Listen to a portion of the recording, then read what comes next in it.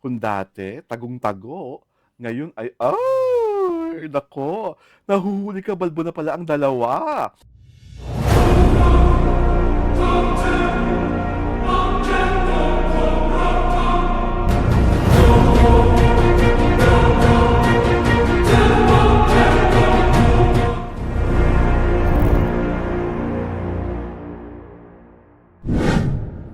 Parang unti-unti na lang mararating ang kalangitan at mga bituin Ay, kasi patapang na sila ng patapang.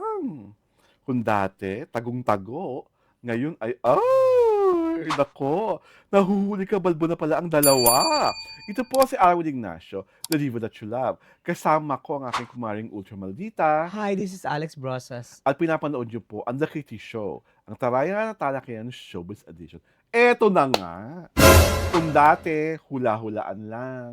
Kung dati, chika-chika lang ng mga kung sino-sinong nakikita daw sa pahara-hara sa kalye, nagpapasara ng bar at kung ano-ano pa. Ngayon, nahuli ka balbon sa isang restaurant ang hindi na natin pwedeng sabihing magkasintahan sa dilim, hina Catherine Bernardo at Mayor Mark Alcalamare. Pakasalaysay nga, ano ba itong kaganapan na to na nahuli na di umano Mm. di umano, ang magsing-irog.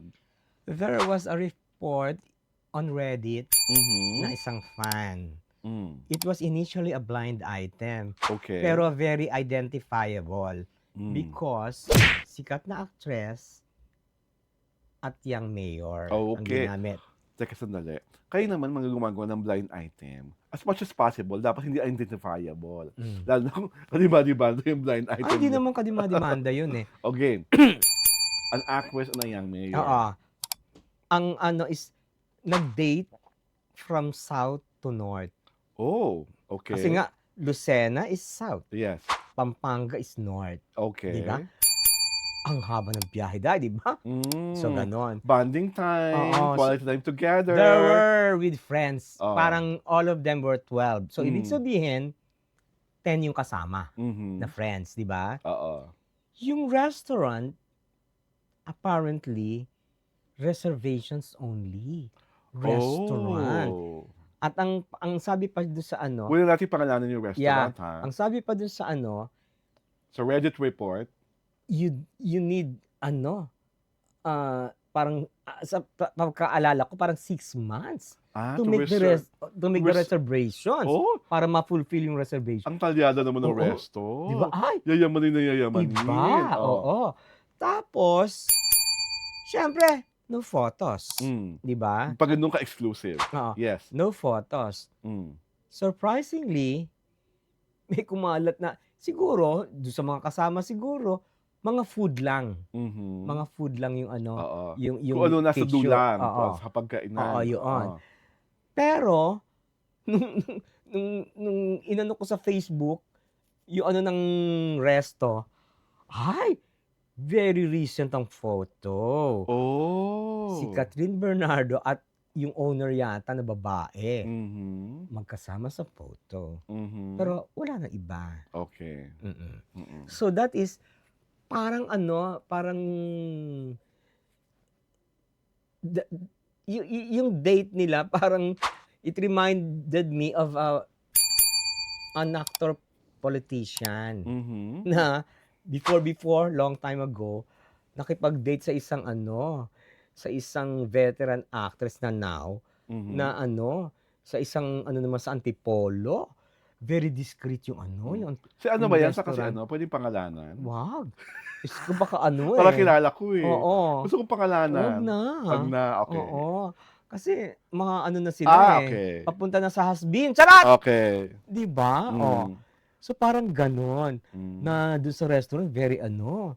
Yung, kasi since ano yun eh, tawag dito, social na restaurant, fine dining, Mhm. pero I've been there secluded. Mm. Talagang tagong-tago sa Antipolo yung restaurant. Okay. So parang ganun din ito. Okay. So, ang curiosity ko, Alex, is that, do you think malapit na yung pagiging, kasi ngayon, they're obviously using a group of people Mm. as friends to cover up whatever they wanted to cover up. Mm-mm. So do you think sooner rather than later, magpapakatotoo na si Catherine at si Mayor Mark. Not unless there are photos of them together. Mhm. Dun lang sila amin. Mm. And I think mangyayari yon because not everybody is at your di ba? At your Mhm. command. Yes, Di yes. ba? There will come a time na darating ang panahon, merong isang paparazzi Mhm.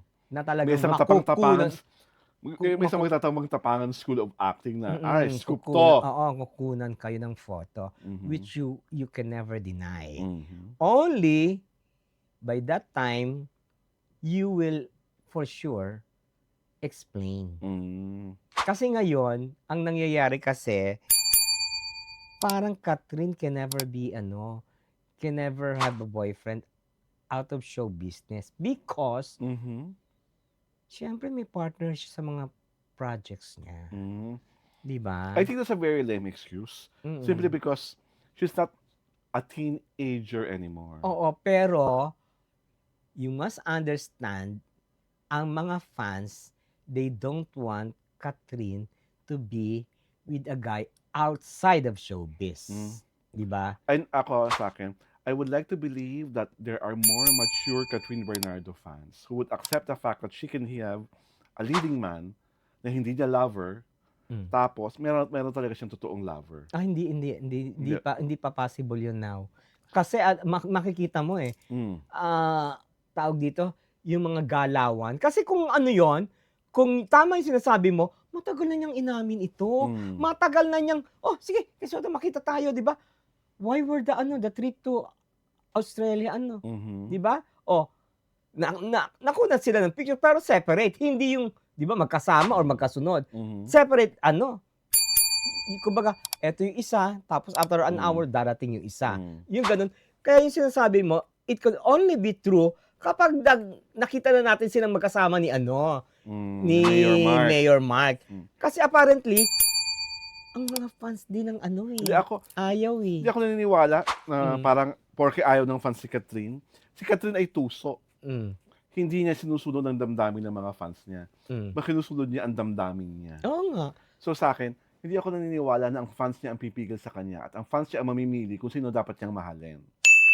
Walang karapatan ng kahit na sinong fan na sabihin ng idol mo na si Alden Richards lang ang dapat mong mahalin. Ay, Diyos ko, bakit napunta si Ay, Alden? hindi ba si Alden ang huling leading man niya na Mm-mm. tumiba ng malaking-malaki ang pelikula niya? Mm-mm. Kasi nga binola nila lahat ng tao. Mm. At hanggang ngayon, haling na haling ang mga cut din. Mm. Pero walang nangyari. Di ba? Pero may Mm. meron ako nabasa sa Reddit Mm. na talagang sumama ang loob ng fans. Mm. Yung parang they were At the end of the day, kahit sumaba pa ang loob ng mga fan, hindi niyo po hawak ang puso ni Catherine. pero they can do something. O, Mm-mm. do what you have to Mm-mm. do. Diba? Hindi kayo fan. Kasi kung fan kayo, kung saan maligaya, ang iniidolo nyo, mahal nyo. Diba? Magpakatotoo na tayo. Lahat ng minahal ni Nora, minahal ng mga fan niya. Kahit ayaw nila. Mm. Ganun ang totoong fan. Hindi kayo fan, diktador kayo. Alam mo namang now, di ba? Diba? Hindi. Silang Hindi na totoo yan. I don't believe na there is this group of people who can command Catherine and tell, mawawalan ka ng career, malalaos ka, bakit hindi niya maghihirap maamin? ka, di ba? Because this is not the right time yet, as you told me. Mm. Di pa itong tamang panahon. Lahat ng bagay may tamang panahon. That's how Catherine operates. Mm. Di ba? Hindi parang, baka mamaya biglang pag umamin. Di ba? Kasi ako, I believe that this is like, just exploring, just trying out new things, discovering new adventures which she has not done because very possessive yung past love niya. Mm. Diba? We can never tell na baka mamaya ang dating lang kay Catherine itong person na to na sinasabi natin yung boyfriend niya playmate, kalaro, ka-adventure. And she's capable at her age to do that.